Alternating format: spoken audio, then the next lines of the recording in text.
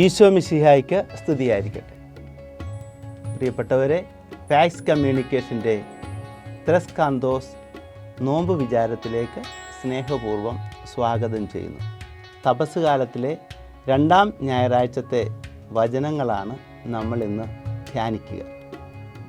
അബ്രഹാത്തിൻ്റെ ബലിയും ഈശോയുടെ രൂപാന്തരീകരണവും പൗലോസ് അപ്പോസ്തലൻ്റെ റോമാലേഖനത്തിലുള്ള ദൈവപിതാവിൻ്റെ സ്നേഹബലിയെക്കുറിച്ചുള്ള ഓർമ്മപ്പെടുത്തലുമാണ് വചനങ്ങളിൽ നമ്മൾ വായിക്കുന്നത്.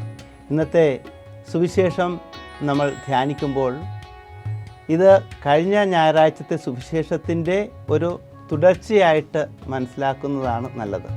കഴിഞ്ഞ ഞായറാഴ്ചയും ഈശോ ഒരു മലമുകളിലാണ്. പിശാച് ഈശോയെ പരീക്ഷിക്കാനായി മലമുകളിലേക്ക് കൊണ്ടുപോകുന്ന ഒരു ഭാഗം കഴിഞ്ഞ ഞായറാഴ്ചയും നമ്മൾ ധ്യാനിച്ചു. ഈ ഞായറാഴ്ച ഈശോ ശിഷ്യന്മാരെയും കൂട്ടിക്കൊണ്ട് താബോർ മലമുകളിലേക്ക് പോകുന്നതായി നമ്മൾ കാണുന്നത്.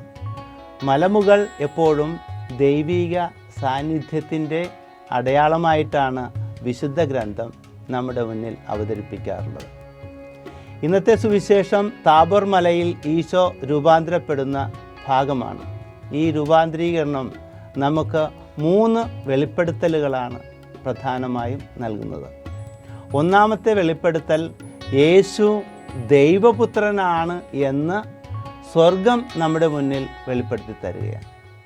യേശുവിൻ്റെ രൂപാന്തരീകരണ സമയത്തുള്ള അവിടുത്തെ വസ്ത്രത്തിലെ വ്യത്യാസങ്ങളും അവിടുത്തെ ഉണ്ടാകുന്ന പ്രകാശങ്ങളുമൊക്കെയെല്ലാം നമ്മളെ യേശുവിൻ്റെ ദൈവിക സാന്നിധ്യത്തെക്കുറിച്ചുള്ള അവബോധത്തിൽ വളരുവാനായി മാർക്കോസ് വിശേഷകൻ നമ്മളോട് പറഞ്ഞു തരുന്നത്.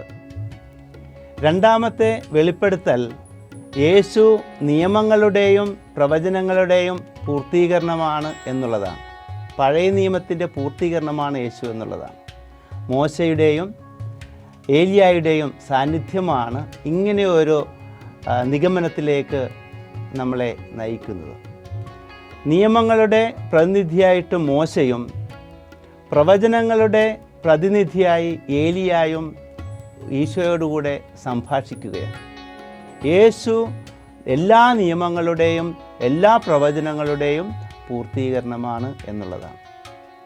മൂന്നാമത്തെ വെളിപ്പെടുത്തൽ നമുക്ക് ലഭിക്കുന്നത് യേശുവിൻ്റെയും മോശയുടെയും ഏലിയായുടെയും സംഭാഷണമാണ്. അത് സഹനത്തെക്കുറിച്ചാണ്, യേശുവിൻ്റെ കടന്നുപോകലിനെക്കുറിച്ചാണ്, യേശു അനുഭവിക്കാൻ പോകുന്ന സഹനത്തെക്കുറിച്ച് നമുക്ക് മനസ്സിലാക്കാൻ ഉള്ള 3 കാര്യങ്ങളുണ്ട്. ഒന്നാമതായി, നമ്മളെല്ലാവരും ദൈവത്തിൻ്റെ പ്രിയപ്പെട്ട പൈതലായി ജീവിക്കുവാൻ വിളിക്കപ്പെട്ടവരാണ്. രണ്ടാമതായി, നമുക്ക് നിയമങ്ങളോടും പ്രവചനങ്ങളോടുമുള്ള നമ്മുടെ വിശ്വസ്തതയാണ്. മൂന്നാമതായി, യേശുവിനോട് ചേർന്ന് ജീവിക്കുവാൻ വേണ്ടിയിട്ട് നമ്മൾ തുടങ്ങുമ്പോൾ നമ്മുടെ ജീവിതത്തിലുണ്ടാകുന്ന സഹനങ്ങളെയും ത്യാഗങ്ങളെയും ഓർമ്മപ്പെടുത്തുന്നുണ്ട്.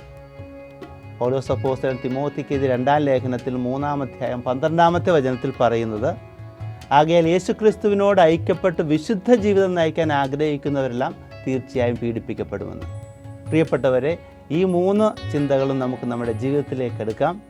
നമ്മുടെ പ്രാർത്ഥനാനുഭവം മറ്റൊരു താബോർ മല അനുഭവം തന്നെയാണ്. നമുക്കും ദൈവത്തിൻ്റെ മകനാണ് എന്ന ബോധ്യത്തിൽ ജീവിക്കാം. എല്ലാ നിയമങ്ങളോടും പ്രവചനങ്ങളോടും വിശ്വസ്തത പുലർത്തിക്കൊണ്ട് നമുക്ക് ജീവിക്കാം. അതുപോലെ തന്നെ നമ്മുടെ ജീവിതത്തിലെ സഹനങ്ങളെ ശാപമായി കാണാതെ ദൈവപിതാവിനോട് ചേർന്ന് നിൽക്കുന്നതിൻ്റെ അടയാളമായി കാണാൻ നമുക്ക് പരിശ്രമിക്കാം. ദൈവം നിങ്ങളെ അനുഗ്രഹിക്കട്ടെ. ആമേൻ.